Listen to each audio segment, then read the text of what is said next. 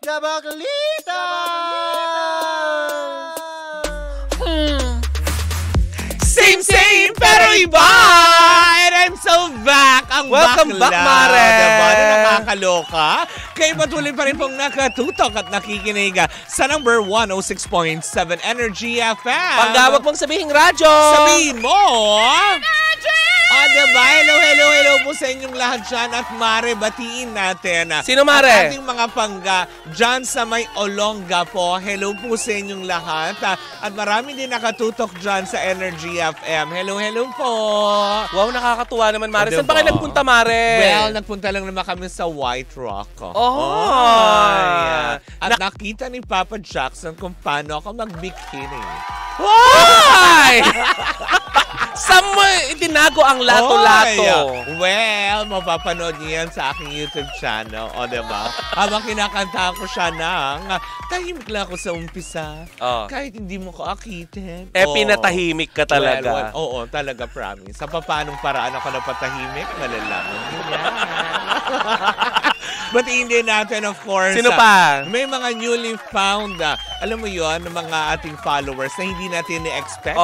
All the way from land down under, Australia. Hello po. Miss Cathy Amos. Amiga, hello po sa'yo. Cathy Amos? Yes. Sounds familiar. Diba? Na nakakaloka. Ang reyna ng Australia. Yes. Naririnig kita. Talaga ba? Sa isang columnist. Yes, oo. Siya ba yun? Yes. Ay, hello po. Kaya pinuprendan niya tayo, diba? Cathy. Hello, ma'am. Actually, in-invite ng Baklitas na pumunta nga doon ng Australia. Australia. Why not? Amiga, willing kami dalawa ni Tita ko. Oo. Hello po. Ayan. At welcome din kayo dito sa Energy FM just in case na Correct. magbakasyon kayo, dumalo kayo dito. Pero dala na lang din kayo ng food. Pero eto na nga, Mare. Backlash! Nag-ambagan! Basta pag bumisita kayo, dala kayo food. Dami nyo na kami. Anyways, nako, eto, Mare, ang chichika ko, friend.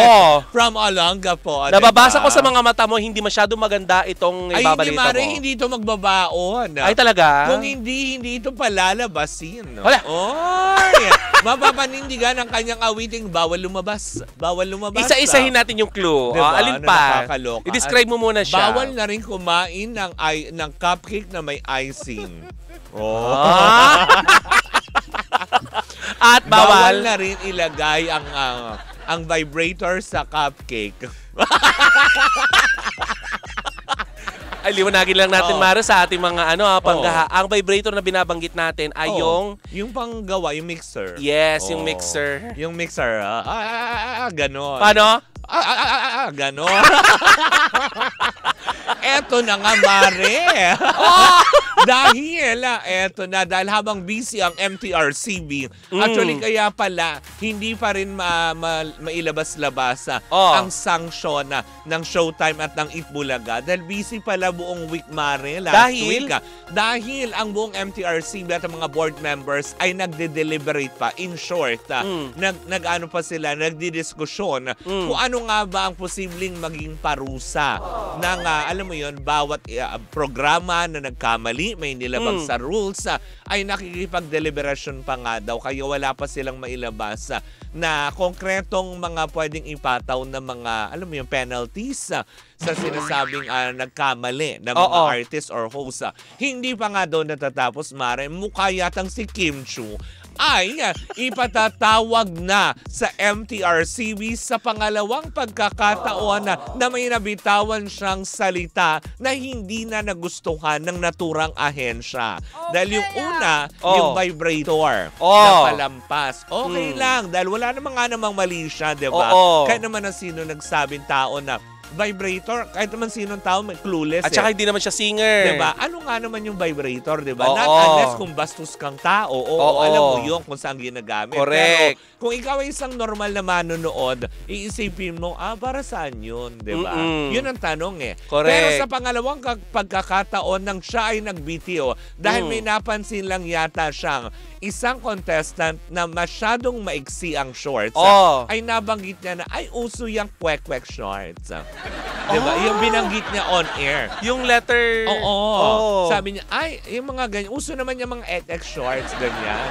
Kompleto yung word. Kaya biglang binawi ni Jong Hilario yun ng, ay hindi, kwek-kwek shorts ang tawag dyan. Ano daw? Yun nga, sinalo siya doon. Oo. Pero rinig na rinig dahil on national TV. Yung pagkakabanggit niya dun sa XX shorts. Kasi Mari, di ba nung unang panahon, halata namang matatanda na tayo. Ang tawag natin doon is short shorts. Oo, short shorts. Diba? Tapos hanggang sa nabansagan na lang na XX short. Pero alam mo, Mare, mali ka, maki-BP tayo. Oo. Hindi, siyempre, cannot be. Dahil ang cupcake ay hindi natin uupuan. Correct, diba? Malulusa. Ano yun? Ano yung pakinupuha mo yung cupcake para sumambulat yun? Mara, eto ka, chika. Yung mga kababayan ni Kim Chiu na mga Bisaya. Dulas nung pag inupuan mo kasi may icing. Yung may slide ka na gano'n. Di ba gano'n ang feeling kapag may mens ka? Hindi, Para kang umupo sa yung cupcake. Yung kapag medyo, ano ba yun? Yung may slide pusa yun. Kung may LB. Oy, pasintabi. Pasintabi po sa lahat ng mga kumakain. The beauty and opinion of my partner, ha? Eto na nga. Pero yun na nga, Mare. May chika mga kababayan ni Kim Chiu. Kasi sabi nila, eto comment below mga pangga kung totoo ito. Kasi may mga nagsasabi na sa lokal na dialekto ng mga Bisaya, ituloy, ha? yung ano daw, Nasa yung... Maynila, yung... Ek short. Ek short na yon. Pero hindi siya kasi salitang Bisaya, Mare. Oo. Diba? Na tipong, sorry ha, correct us if we're wrong. Comment down below. Kasi diba yung XX shorts na yan, is salita ng bakla na yan eh. Gay lingo na yan eh, diba? Na binansag. Kasi diba, tama ka nga naman din kanina, diba? Ang tawag kasi doon, ñorts. Diba? Tawag sa mga bakla, nag-invento ng salita, ginawang XX shorts. Tapos siguro, out of bigla na lang nadula si Kim Chiu, nasabi niya on national TV. Although binawi ni Jong Hilario. Pero, alam mo yon, nung pagkabawi kasi na hindi kwek-kwek shorts ang tawag dyan, so bigla siyang sumuginda ulit na ayaw nga naman kwek-kwek shorts. Diba? Kaysa naman i-kwek-kwek short mo yan, Kim Chiu, ba't di na lang togi short? Diba? Kaya, alam mo yun, hindi natin alam, Mare, kasi vulgar words na yun eh. Diba? Kumaga parang walang intensyon na masama, pero it's a vulgar words na, kumaga sa panuntunan ng MTRCB, hindi na siya angko para sa mga manonood. Lalo pa, wholesome ang kanilang programa, diba? Na may mga batang nanonood, diba? Nakatpasabihin mo, Pero syempre, kung ano kasi napapanood ng tao, lalo pa ng mga bata sa TV, minsan ginagaya. Diba? Nakakala nila okay lang yun, pero yung pala hindi na maganda. Kaya yun, nakatakda si Kim Chiu na umattend. Pero hindi pa alam kung kailan siya, pero mukha yatang pinadala na ng sumon. Yan ang mahirap, Mari. Sumon yung barangay. Pakita mo ulit yung MTRCB. Andun si Auntie Pilar. Saan? Yung dating XO ng barangay. Pero yun na nga, diba? So, posibleng madagdagan. Yan ang sinasabing hindi pa nga tapos. Hindi pa nakakarao sila, Meme. Hindi pa tapos desisyonan yung kaso na nagawa nila, Meme. Eto, sinugundahan niya nung una nung vibrator thing niya, nadagdagan pa ngayon. Kumbaga, mas naging mabigat ngayon nung nabanggit nga niya yung XX shorts na yan na, teka, sandali, wait lang, diba? Hindi tama. Kasi mga ganyang vulgar words, walang pinagkaiba yan sa nabanggit na pagmumura ni Wally Bayola, diba? Kumbaga, mortal sin na yan eh. Kasi kumbaga parang sa atin, it's a clear word, lalo pa dito sa Maynila, at Tagalog naman yung ating salita. Alam mo kagad, pag sinabi mo yung XX shorts, alam mo na kagad organs. Diba? Mari, paano yun yung diskusyon ng mga organs? Ang dami. Yak! Parang yung isa pa nga lang, parang alien ng tsura. Organs. Ang dami. Ay, Mare, eto nga. Ang diskusyon na ito ay nagmula naman dyan sa may Divisoria.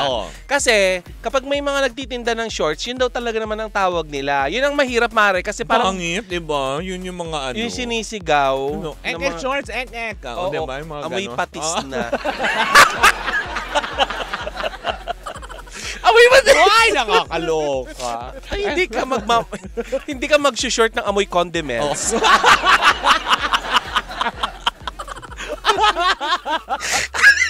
Oh my gosh, na-miss kita in fairness. Diba? Ito yung kimchi ng Raj. Kung ano-ano nababanggit. Koreka. Manda ka sa KBP Takors. Pero, maingat tayo, hindi ako nagbanggit ng kahit ano. Kaya kapag nawala po sa programa si Tita Cora, alam nyo po. Nilabhan ko na yung shorts kong amoy condiments. Alam nyo na pong pinatawag na KBP. Yes, magiinuman kami. Papatagayin ko sila. Yes. Dahil lang natin yan sa inuman. Oo, hindi yung puro kayo cupcake tapos di kayo lumalabas. Di ba nga, minsan na lang lumabas si Kim Chu, natambangan pa. Naalala mo yun? Yung nabaril yung van. Yung dito sa may sa may Katipunan. Kaya pala bawal siya lumabas. Diba? Bawal na. Binangbang siya. Hindi natin pinagtatawanan niya na pagdaan ni Kim Chu. Napagdudugtong-dugtong na lang natin. Correct, diba? At saka tama na ang pangbabash. Kung paparusahan naman sila ng MTRCB, hayaan yung MTRCB ang magparusa sa kanila. Naman. At saka sana, wag naman humantong sa kawalan ng na ano na naman ang prangkisa ng programa nila. Wala na nga silang prangkisa, tatanggalan pa ng programa. Diba? Nakakaloka. Ano na lang tatanggalin? Wala na ginawa. Tatahiin na lang yung mga bibig nila. I-mute nyo na lang kaya yung buong show. Sign language.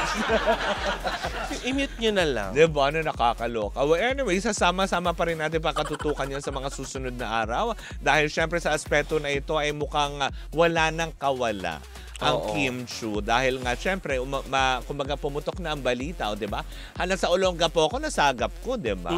Na mukha yatang ilalabas na ang sumon para, alam mo yon na ipatawag si Kim Chu sa himpilan ng MTRC. Naku, Kim.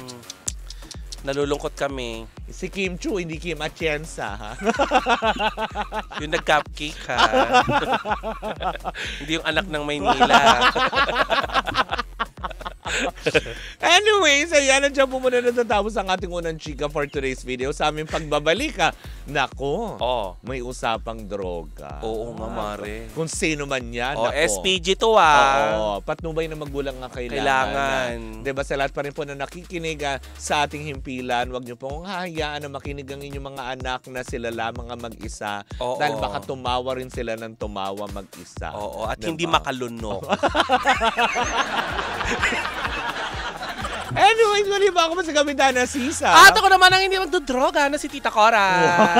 Talagang hindi, Day. Talagang hindi. Hate natin yan, diba? At ito na ang Baklitas! Woo! Woo! At tuloy-tuloy pa rin po ang ating tugtugan. Siyempre, dito po lamang yan sa number 106.7 Energy FM. Panggawag mong sabihin radyo. Sabihin mo! Energy! Yon!